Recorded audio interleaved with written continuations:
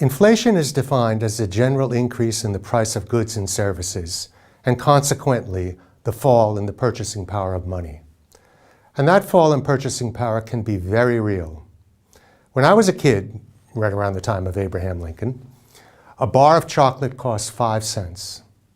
Aside from the fact that today's version is noticeably smaller, that same bar today would set me back $1.25. I bought my first new car for $2,600. I'd estimate a similar model today would cost 15 times that amount. And my first house, a modern 3-bedroom, 3-bath, tri-level suburban home, cost me $28,000. The cost today would be 20 times that amount.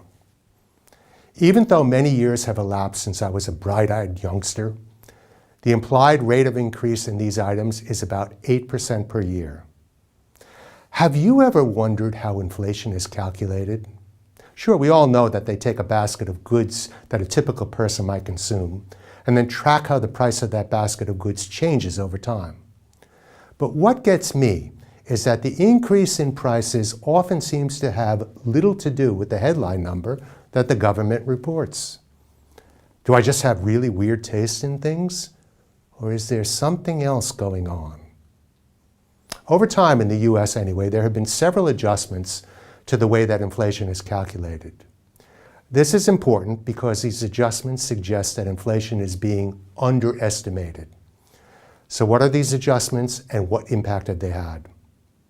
Today I'm going to focus on the 2 adjustments that I think are the most significant: hedonic adjustments and substitution effects. Hedonic adjustments are an attempt to reflect improvements in quality. So the product you used to buy costs twice as much today, but it's also twice as good, according to the bean counters in Washington. So in reality, there has been no inflation at all. Well, it seems a little dubious to me, but I guess I can sort of see the logic. Substitution effects, though, are a bit more dicey. The idea here is that people buy less expensive things instead of buying more expensive things. So beef is up 50%, but that causes people to substitute chicken for a portion of their beef consumption. So the overall inflationary effect is much less.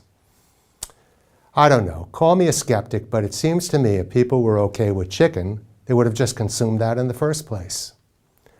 So what is the effect of these changes to the way inflation is calculated? On average, it has been to reduce it by about 7% per year relative to the way it used to be calculated 40 years ago. So if you feel as though the official inflation numbers understate your own cost of living increases, there's a pretty good chance that you're right. The best way to estimate inflation is to compare your own cost of living over time, as I did when we spoke about the candy bar or the car. When I do that, I reckon the actual inflation rate during my lifetime has been about 6 or 7% per year. It's also worth recognizing that governments around the world are some of the biggest debtors and therefore biggest beneficiaries of inflation. They have a vested interest in promoting a moderate inflationary level of around 6%, while trying to convince people that it's somewhat lower than that.